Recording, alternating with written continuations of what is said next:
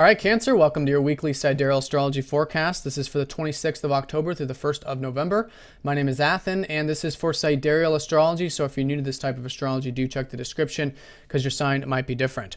All right, Cancer, so we have a full moon here on Tuesday, and it's in your 10th house of your legacy, your work, your career, or anything on that public level. It could be your public image, how society sees us, etc. And it's a culminating point of that, especially if you've started anything new here over the past 6 months. And it could even be from the past 2 weeks, new things that you started involving your communication or socializing or reading or writing could be a high point of that as well. Now, this full moon is very well aspected up to Neptune, so it's an easy full moon. I think there's a good relaxation about it, a good rest available, and I think it's coming from the deeper aspects of life, which has been Neptune in your 8th house, really connecting to what's really meaningful to you. Now, this early part of the week, we're still finishing up with some aspects from last week. Mercury still opposing up to Uranus, Venus conjoining up to Jupiter on Monday. So involving Mercury, again, this sort of importance of balance between the daily stuff, the communication, the correspondence, and the possibilities of life. So keeping things nice and grounded, but seeing where you can have, more freedom, more both freedom and just general sort of freedom in your life in terms of like being yourself, true self, that kind of thing, but not going to any extremes with it, I think will be important, keeping it nice and grounded and long term.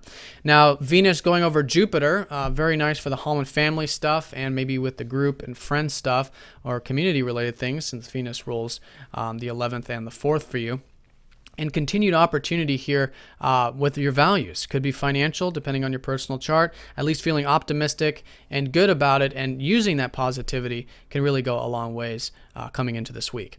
Now, in terms of those Venus things, the home, the family, the group stuff, and the financial stuff, there is this healing taking place. Now, I don't think the healing is going to be very deep. I mean, it could be. It depends on your personal chart. But Venus, a benefic, conjoining up to Jupiter, a benefic, is naturally going to, I think, come across as very easy. So I think there's just this rejuvenation taking place in regards to your values, in regards to your self-esteem, in regards to your pursuits of what you enjoy in life, as well as the home stuff, the group stuff.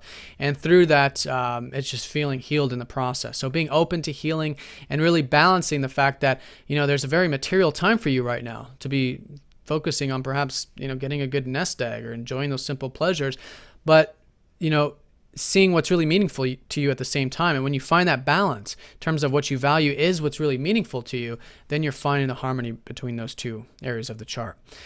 So that's the early part of the week. And then Jupiter poses up to Chiron going into next week. So there is that healing continuing, but again, it's lighter. It's Jupiter. I think the healing later on in the week will be more in regards to maybe the work stuff, the group stuff. The work or the health stuff, the diet stuff, 6th house, and maybe even that freedom, right? So there's this 9th house energy of Jupiter who rules your 9th house, going through this healing process of what's possible in life, looking at the big picture, the philosophical outlooks, and I think any old wounds relating to that could really be healed in this process, especially the more open we are to learning about those areas of life. Now, the Sun trines up to Neptune exact here on Friday, so there is this good supportive energy about the deeper aspects of life, and it's very much supporting those finances or the material stuff, since the Sun does rule that second.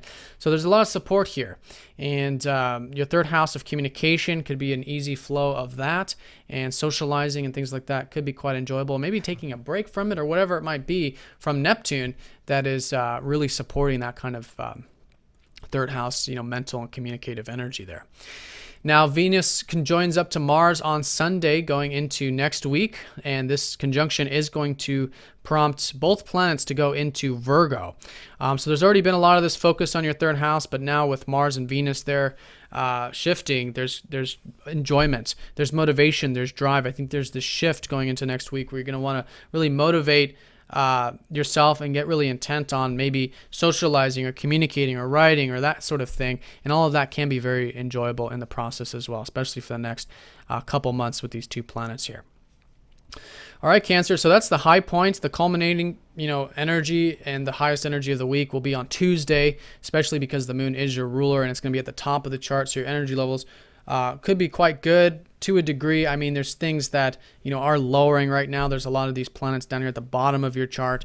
But for this particular week, there's at least an awareness, a motivation, and an overarching perspective, at the top of your chart in the big picture part of your life in terms of where you can put energy in the legacy, in the future, in anything that you're working on in that big picture. All right, Cancer, so have a great one. Thanks for watching, and I'll see you all next time.